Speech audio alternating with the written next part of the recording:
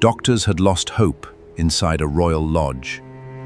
Then a telegram arrived from an unknown Siberian mystic. Years later, Russia's nobles invited Grigori Yefimovich Rasputin to dinner and created one of history's strangest murder legends. Killing Grigori Yefimovich Rasputin saved nothing. Weeks later, the Romanov throne collapsed. So who was he, really? In the final winter of Imperial Russia, the name Grigori Rasputin drifted through Petrograd like smoke. To his enemies, he was a drunken fraud who had entered the palace through superstition. To Empress Alexandra, he was a man of God whose prayers brought peace to her suffering son. Ministers feared his influence, newspapers turned him into a monster, and aristocrats began to believe that Russia could not be saved while he remained alive. Yet Rasputin had not come from the world of palaces. He was born thousands of kilometers away, in the Siberian village of Pokrovskoye beside the Tura River. The most reliable surviving parish record places his birth on January 21, 1869, according to the modern calendar. His parents, Yefim and Anna, belonged to the peasant population of the Tobolsk region. His father farmed, served as a church elder, and sometimes transported people and goods between settlements. Little trustworthy evidence survives from Rasputin's childhood. Pokrovskoye offered almost no formal education, and Grigori entered adulthood with limited literacy. Later biographies described him as a horse thief, a violent drunk, or a boy already gifted with supernatural insight. Most of these stories appeared after he became famous. Local records suggest a restless young man but do not confirm the dramatic crimes later attributed to him. In 1887, Rasputin married Praskovia Dubrovina. Their marriage endured despite his long absences. Several children were born to them, although only 3 survived into adulthood. For a time, his future appeared ordinary: work, family, harsh winters, and the repeating rhythms of village life.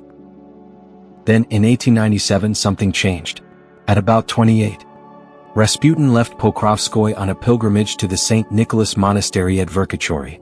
The reason remains uncertain. Accounts mention a vision, an accusation, religious influence, or a private spiritual crisis. None can be established with confidence. At Verkhoturye, Rasputin encountered an Orthodox elder known as Makary. He returned home altered, praying with unusual intensity and speaking about repentance. He was never ordained as a priest and never became a monk. Instead, he adopted the life of a stranik, a wandering pilgrim who traveled between shrines and depended upon hospitality. The extent of those journeys is disputed. Rasputin later spoke of distant holy places, and some writers placed him at Mount Athos or Jerusalem, but evidence for particular routes is incomplete. What is certain is that travel taught him how to enter unfamiliar homes, speak to strangers, and present suffering as part of a spiritual design. Back in Pokrovskoye, small groups gathered to pray with him. Admirers saw sincerity and spiritual force. Critics suspected heresy and accused him of belonging to the Ketoist, a forbidden religious movement associated with ecstatic ritual. Investigations never conclusively proved membership, and historians remain divided over his contact with the sect. Even his surname became part of the mythology. It was later linked to a Russian word suggesting debauchery, as though earned through scandal. But Rasputin was already his family name. At the beginning of the 20th century, he was still only an unordained Siberian pilgrim with a growing reputation. Soon he would travel west, toward bishops, aristocratic drawing rooms, and finally the imperial family. The road from Pokrovskoye to the palace had begun.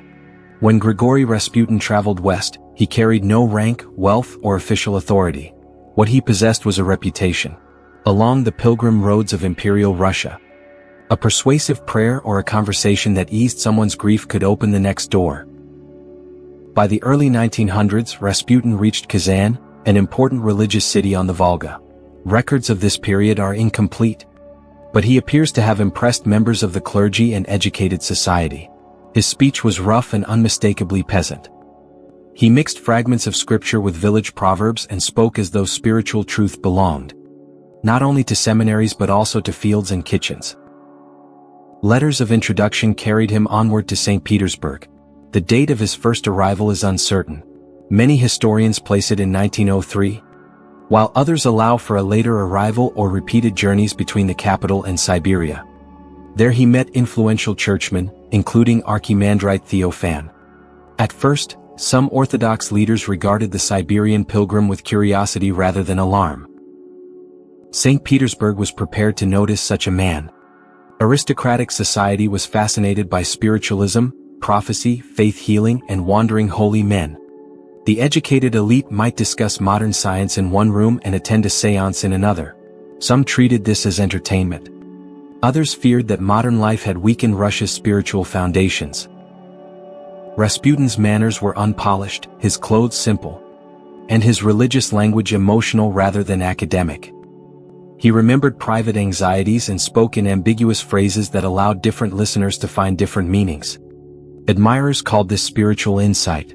Critics would later call it manipulation. Through clerical patrons, Rasputin entered aristocratic homes. Important figures in this network included Princess Militsa and Princess Anastasia of Montenegro, sisters married into the extended Romanov family. Both were interested in religious mysticism and had previously introduced spiritual advisors to Nicholas II and Empress Alexandra. They helped bring Rasputin closer to the imperial couple. The timing was extraordinary. In 1905, Russia was shaken by defeat against Japan, strikes, political violence, and revolution. After troops fired upon demonstrators on Bloody Sunday, the image of the Tsar as the protective father of his people was deeply wounded. Nicholas II accepted limited political reforms but remained determined to preserve autocratic rule. Inside the palace, another crisis was hidden from the public. The heir to the throne, Alexei, suffered from hemophilia, a hereditary disorder that prevented his blood from clotting normally. A minor injury could cause prolonged bleeding and terrible pain. Nicholas and Alexandra concealed the illness because it threatened confidence in the dynasty's future. On November 1, 1905, according to the calendar then used in Russia, Rasputin met Nicholas II and Alexandra. The emperor recorded the encounter briefly in his diary, describing him as a man of God, Grigori from Tobolsk province. There is no evidence that Rasputin immediately gained political power. Historians also disagree about when he was first asked to pray for Alexei. The relationship developed gradually.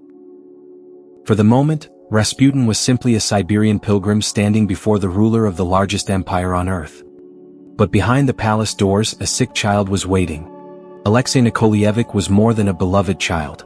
He was the only son of Nicholas II and the future of the Romanov dynasty. Yet beneath the sailor uniforms and staged photographs, his life was governed by danger.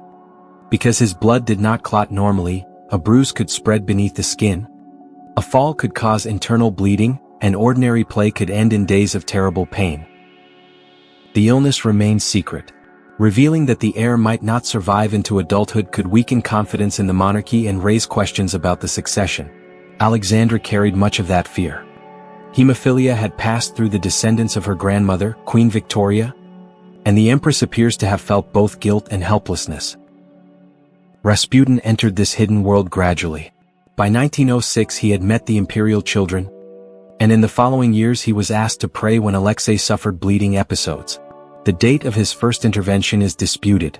One account places an important episode in 1907, when the boy improved after Rasputin prayed and reassured the family. For Alexandra, each recovery strengthened her belief that the Siberian possessed a gift from God. Rasputin did not cure hemophilia. Alexei remained ill, and no treatment then available could remove the inherited disorder. What Rasputin sometimes seemed able to do was calm the child and his terrified mother. He spoke with certainty, told them not to despair, and urged that Alexei be left in peace. Several explanations have been proposed.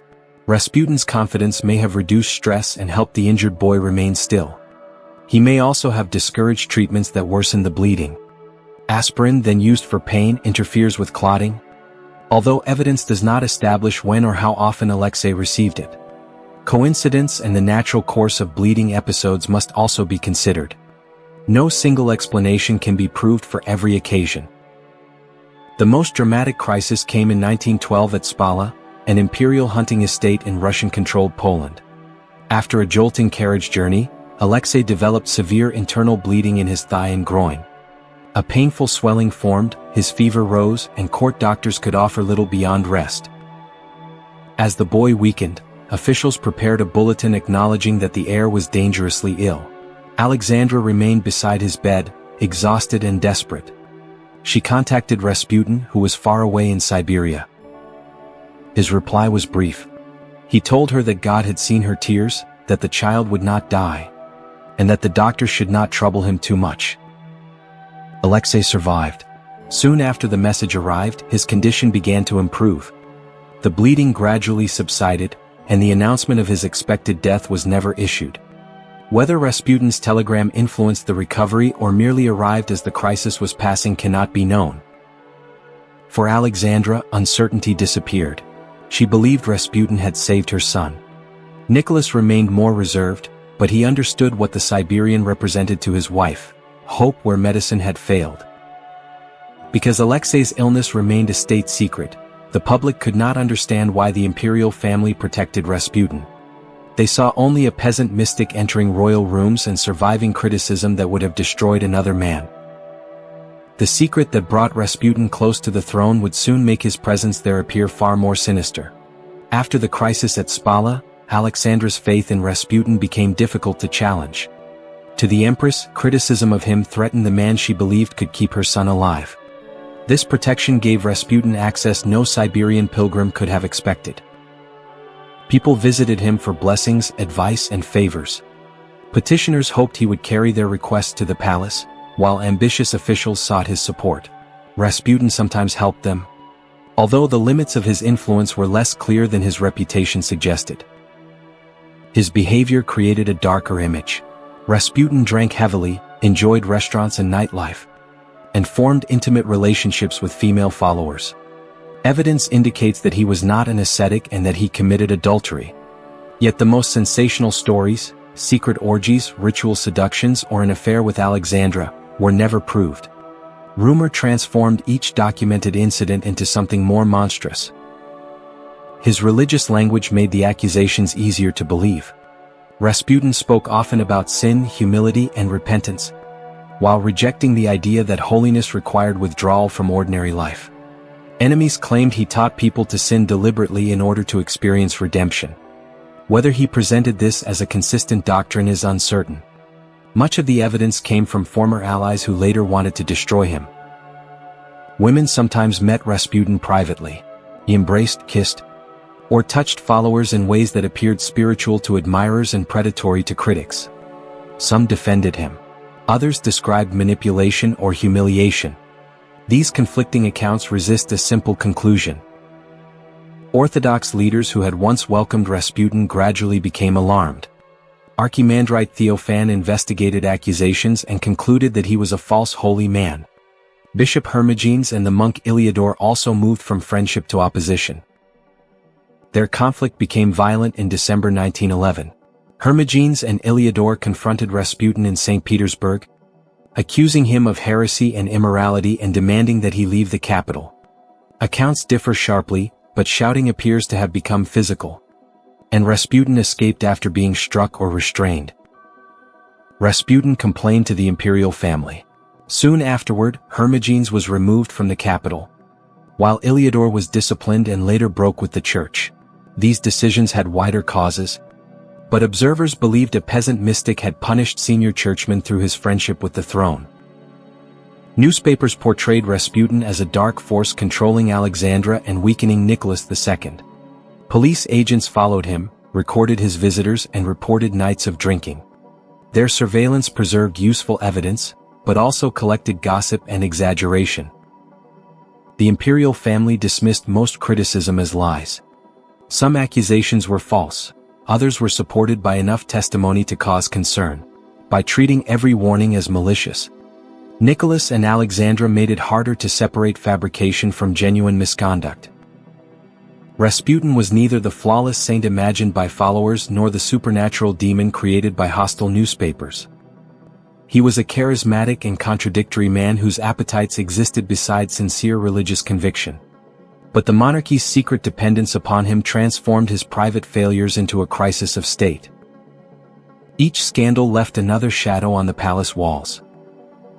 In the summer of 1914, Rasputin returned to Pokrovskoye. Far from the salons and guarded corridors of the imperial capital, he was once again surrounded by the broad Siberian landscape of his childhood. Yet the hostility that had followed him through Saint Petersburg had not remained behind.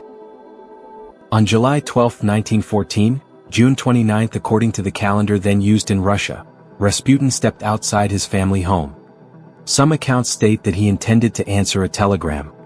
Waiting nearby was a 33-year-old woman named Kyania Gusieva. As Rasputin passed, Gusieva drove a knife deep into his abdomen. The wound was so severe that she believed she had killed him. Rasputin staggered away, holding his stomach as blood soaked through his clothing. He managed to resist his attacker until villagers intervened and took Gusieva into custody. The wounded man was eventually transported to a hospital in Tyumen. Surgeons operated, but for several days it remained uncertain whether he would survive. News of the attack reached the imperial family, and Alexandra anxiously requested reports about his condition. After a painful recovery lasting several weeks, Rasputin was finally able to leave the hospital. Gusieva had once been associated with Ilyador, the former priest who had changed from Rasputin's ally into one of his most determined enemies. During questioning, she described Rasputin as a false prophet who corrupted innocent people. She maintained that she had acted alone. Police investigators and Rasputin himself suspected that Ilyador had encouraged the attack. Ilyador left Russia before he could be thoroughly questioned, strengthening those suspicions. Nevertheless, no conclusive evidence established that he had ordered Gusieva to kill Rasputin. She was later declared mentally unfit to stand trial and confined to an institution. The question of whether she acted entirely on her own remains unresolved. While Rasputin lay recovering, a much greater act of violence was spreading across Europe. Only 2 weeks before the stabbing, Archduke Franz Ferdinand of Austria had been assassinated in Sarajevo. Ultimatums followed. Armies prepared to mobilize, and governments that believed they were defending their interests began moving toward a war none of them would be able to control. From his hospital bed, Rasputin sent urgent messages opposing Russian involvement. He warned Nicholas II that war would bring suffering to the countryside, destroy families, and place the throne itself in danger.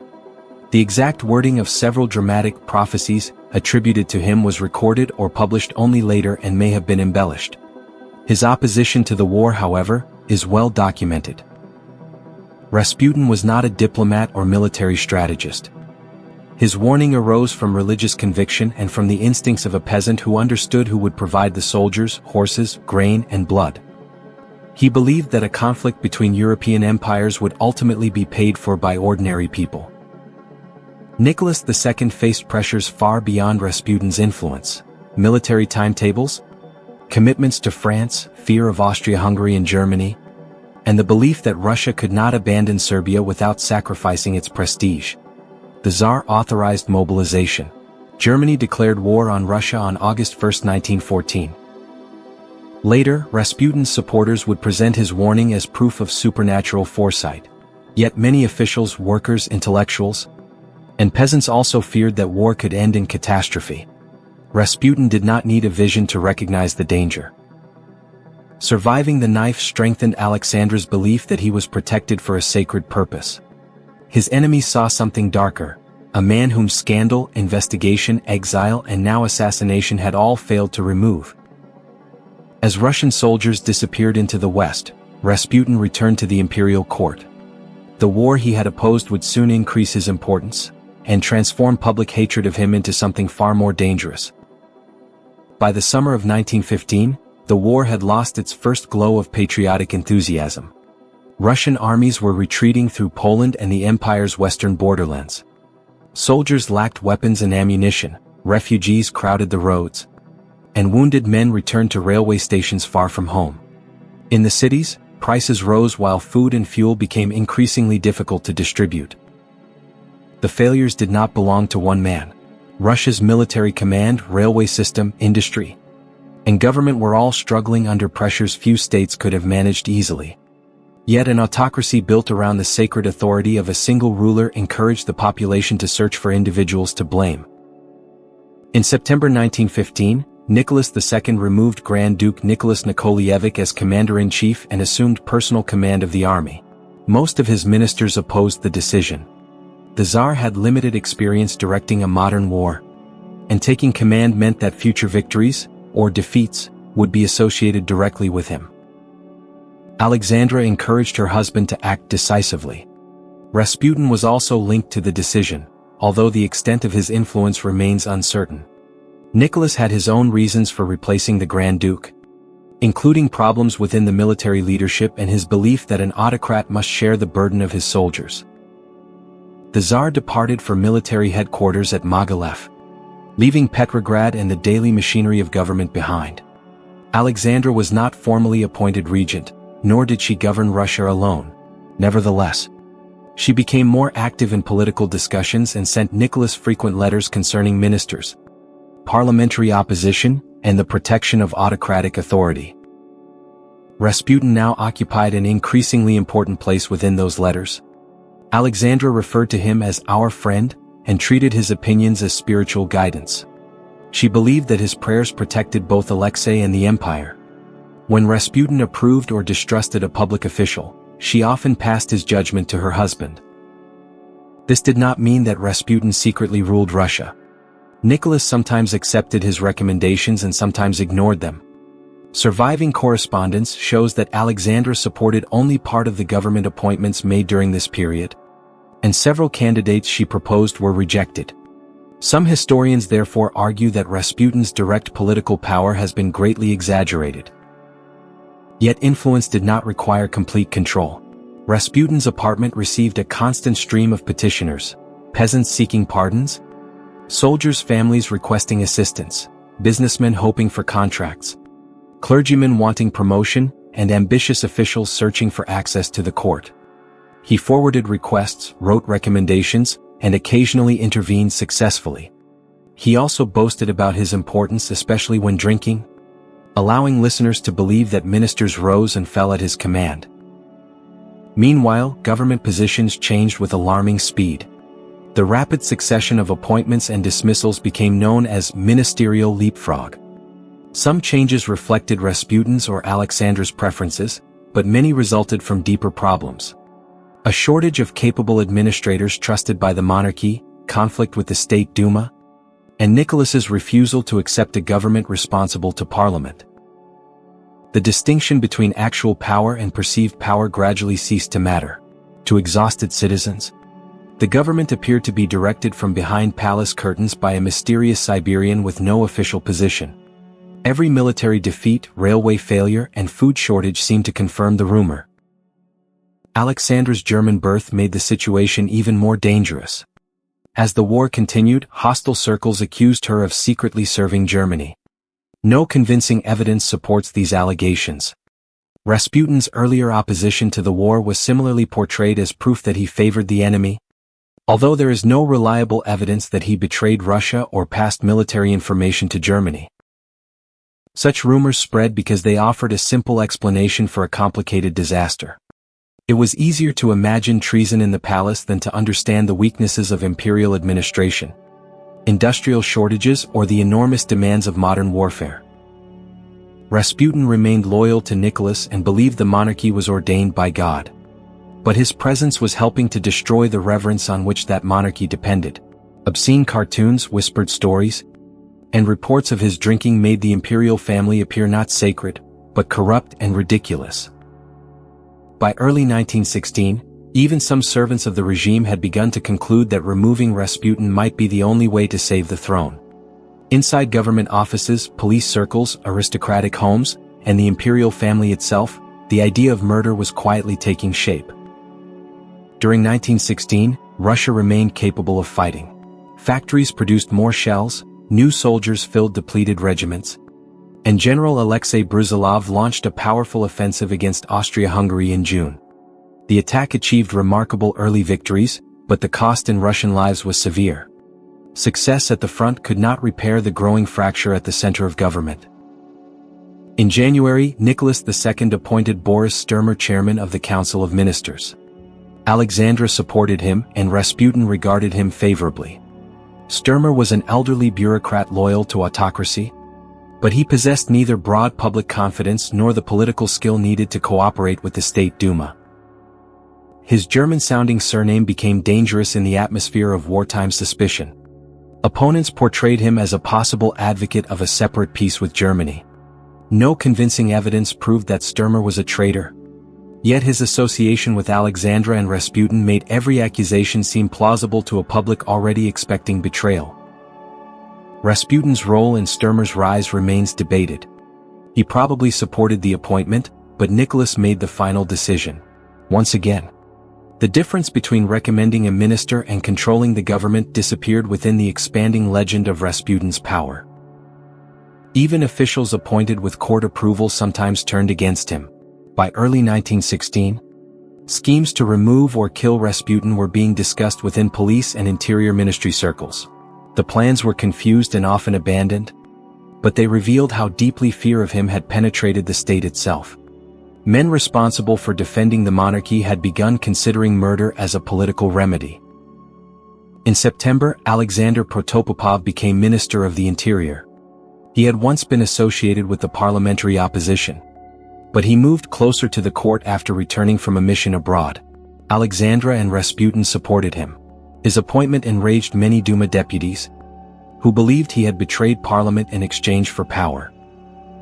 Protopopov was not merely Rasputin's puppet, and Nicholas had reasons of his own for appointing him. Yet he proved unable to restore confidence or control the worsening crisis of food distribution, inflation, strikes, and political hostility. To the public, he became another minister selected by the mysterious circle around the Empress. By autumn, rumors of secret negotiations with Germany were spreading through Petrograd. They were strengthened by Alexandra's birth, Sturmer's name, and Rasputin's opposition to the war. Much of the information behind these accusations was unreliable, but repetition transformed suspicion into accepted truth. On November 1, 1916, according to the Russian calendar, November 14th in the calendar used in Western Europe, the liberal leader Pavel Milyakov rose before the State Duma. He described the failures of the government and repeatedly asked whether they resulted from stupidity or treason. Milyakov hinted that Sturmer and even Alexandra might be connected to forces seeking a separate peace. Some of his evidence came from foreign newspapers and political gossip, and he later acknowledged uncertainty about parts of it. Nevertheless, his speech gave formal language to fears that had been circulating for months. Although censorship limited newspaper reporting, copies of the speech passed from hand to hand. They reached workshops, drawing rooms, army units, and provincial towns. Sturmer was dismissed soon afterward. Rather than calming the rumors, his removal appeared to many people as proof that the accusations had been true. Later that month, Vladimir Purishkevich, an extreme nationalist and outspoken monarchist, attacked the influence of the so-called dark forces surrounding the throne. He believed Rasputin was destroying the dynasty from within. This was not the language of a revolutionary. It came from a man who wished to preserve the autocracy. That distinction was ominous. Opposition to Rasputin had spread beyond liberals and socialists into the aristocracy, the imperial family, and the political right. The monarchy was losing not only its critics, but also its natural defenders. Among those listening was Prince Felix Yusupov, one of the wealthiest noblemen in Russia and a relative of the imperial family through marriage. He began speaking privately with Purishkevich and Grand Duke Dmitry Pavlovich. They convinced themselves that removing Rasputin would free Nicholas from his influence, restore dignity to the throne, and perhaps prevent revolution. There was little evidence that killing one man could repair the failures of an entire state. But in the final winter of Imperial Russia, assassination seemed easier than reform. As snow settled over Petrograd in December 1916, a room beneath the Yusupov Palace was quietly prepared. Rasputin had survived scandal, investigation, exile, and a knife in Siberia. He would soon receive an invitation from men who claimed they intended to save the empire. On the night of 29 to 30 December 1916, 16 to 17 December according to the Russian calendar, Petrograd lay beneath snow and winter darkness. Shortly before midnight, Rasputin left his apartment and entered a car sent by Prince Felix Yusupov. The prince had invited him to the Yusupov Palace beside the Moika River. According to Yusupov's later account, Rasputin believed he would meet the prince's wife Irina, who was not actually in Petrograd. Whether this was the precise lure cannot be independently confirmed, because almost everything said about the invitation came from the conspirators. Waiting inside the palace were Grand Duke Dmitry Pavlovich, Vladimir Purishkevich, Army Officer Sergei Sukitin, and Dr. Stanislas Lazavert. These men believed that Rasputin's death would release Nicholas from Alexandra's influence and restore confidence in the monarchy. They were not revolutionaries. They were members or defenders of the ruling order, attempting to preserve it through murder. Yusupov led Rasputin into a carefully prepared basement room. Music and conversation could be heard from above, creating the impression that a gathering was taking place elsewhere in the palace. What happened after the two men entered that room cannot be reconstructed with certainty. The version familiar to the world comes largely from Yusupov's memoirs, published years after the murder and altered in several details across repeated tellings. In that story, Rasputin ate cakes and drank wine containing cyanide but showed no sign of dying. Growing frightened, Yusupov obtained a revolver and shot him. The conspirators believed their victim was dead, only for Rasputin to rise suddenly, struggle with Yusupov and flee into the courtyard. Purishkevich then fired several more shots. Rasputin was beaten, bound, driven to the frozen river, and thrown through an opening in the ice while still alive. It was a perfect legend, a man so unnatural that poison, bullets, and violence could barely destroy him. It also served Yusupov well, by portraying the murder as a struggle against an almost supernatural evil. The prince presented himself not as an assassin, but as the savior of Russia.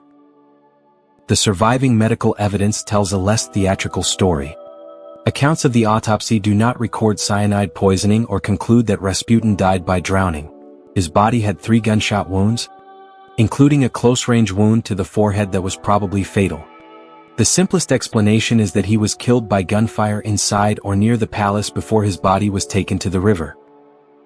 The exact sequence of shots, the identity of the person who fired each weapon, and the full movements of every conspirator remain uncertain.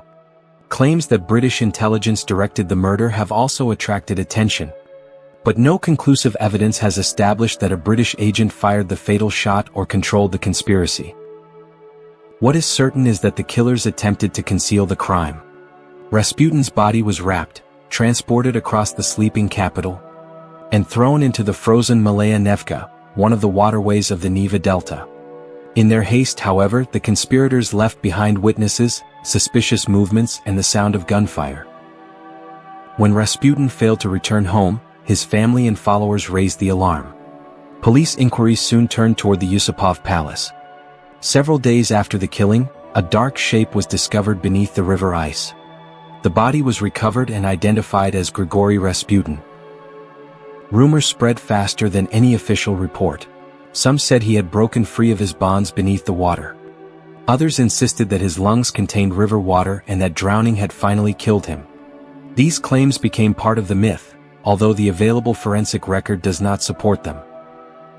Rasputin had been murdered not because his enemies possessed clear proof that he controlled Russia, but because they believed his removal could restore a political order already collapsing under war, mistrust, and administrative failure. The conspirators expected gratitude. Many aristocrats did celebrate, convinced that the throne had been liberated. Yet Nicholas saw something more dangerous. Members of his own family and ruling class had claimed the right to decide who could live or die within the empire. Rasputin's life ended in the darkness beside the Moika.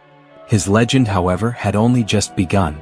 Before his body was buried, the story of the man who refused to die was already spreading across Russia. Within days of Rasputin's murder, his body was placed in a coffin and taken quietly to Tsarskoye Selo. He was buried in Alexander Park near an unfinished chapel, with Nicholas, Alexandra, and a small circle of intimates present. The ceremony was private, but secrecy could not contain the consequences of his death. Alexandra mourned the man she believed had protected her son. For her, the murder was not an act of patriotism but a betrayal committed by members of the society that should have defended the throne. Nicholas shared her anger. Yet the rank of the conspirators made an ordinary public trial politically dangerous. Felix Yusupov was sent away to one of his family estates. Grand Duke Dmitry Pavlovich was ordered to serve on the Persian front. Vladimir Purishkevich largely escaped punishment. These penalties were mild for men involved in murder, but their aristocratic status and popularity among the elite protected them. Across Petrograd, many nobles celebrated. Some praised Yusupov and Dmitry as heroes who had freed the monarchy from corruption. Among parts of the peasantry, however, the murder could be interpreted differently. A Siberian peasant had risen close to the emperor, only to be killed by wealthy aristocrats who believed the court belonged to them. The conspirators expected Nicholas to change course. They hoped he would dismiss unpopular ministers, cooperate with the State Duma, and return from military headquarters to govern from the capital. None of this happened. Alexander Protopopov remained Minister of the Interior, Alexandra continued defending autocracy, and Nicholas refused to surrender meaningful authority. Removing Rasputin had removed a symbol, not the forces that had created the crisis. During the weeks that followed, the railways struggled to deliver food and fuel to Petrograd. Bread queues lengthened in the winter cold.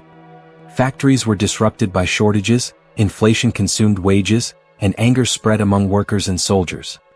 The empire was exhausted by a war that seemed to offer sacrifice without victory. In late February 1917, according to the Russian calendar, early March in the Western calendar, demonstrations over bread and working conditions grew into mass protests. Women workers marched through Petrograd.